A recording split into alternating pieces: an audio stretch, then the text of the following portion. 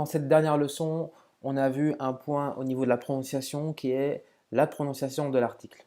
Vous avez compris que lorsque l'article va être attaché à un mot, eh bien, selon la lettre qui suivra l'article, on va le prononcer différemment. Les lettres qui sont concernées sont au nombre de 14. Les voici.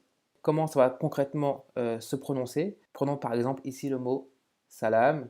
Eh bien, on ne dira pas el salam, on va dire as-salam. Qu'est-ce qui se passe? Le lam de l'article n'est plus prononcé et on accentue comme si on avait une shadda sur la première lettre du mot. As-salam, de la formule as-salam alaykum. Exemple numéro 2 avec le mot talib qui, lorsqu'il sera défini par l'article, eh bien, ne se prononcera pas el talib, mais bien at-talib, at-talib. Qu'est-ce qui se passe? Le lam de l'article n'est plus prononcé et on accentue, on double la prononciation du ta comme si on avait une shadda dessus. Et enfin, l'expression ici donc avec le mot salama, as-salama, on ne dira pas el salama, mais bien as-salama. Encore une fois, qu'est-ce qui se passe? Le lam de l'article, on ne le prononce pas et on accentue la première consonne du mot.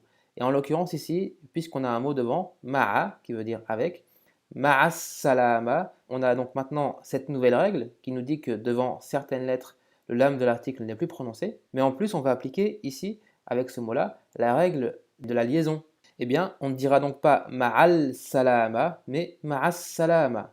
Voilà, donc on fait une liaison, plus on applique la nouvelle règle qu'on vient d'apprendre. Cette règle-là, on la trouvera dans les livres de grammaire sous le nom de règle des lettres lunaires et solaires. Alors pourquoi lettres solaires? Eh bien, c'est parce qu'on a pris le mot shams, soleil, comme mot exemple, comme mot type, pour représenter l'ensemble de la règle.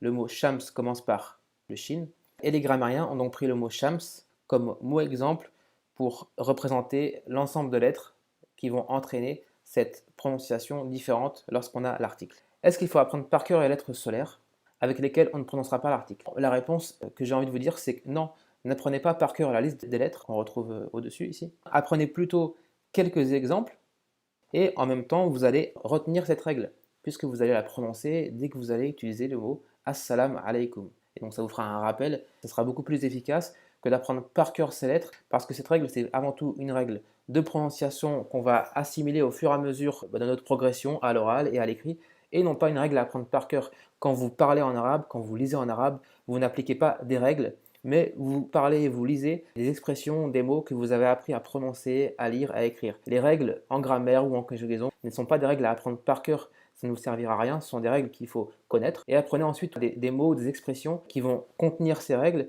et que vous allez réutiliser. Et donc par ce biais-là, vous allez retenir ces règles.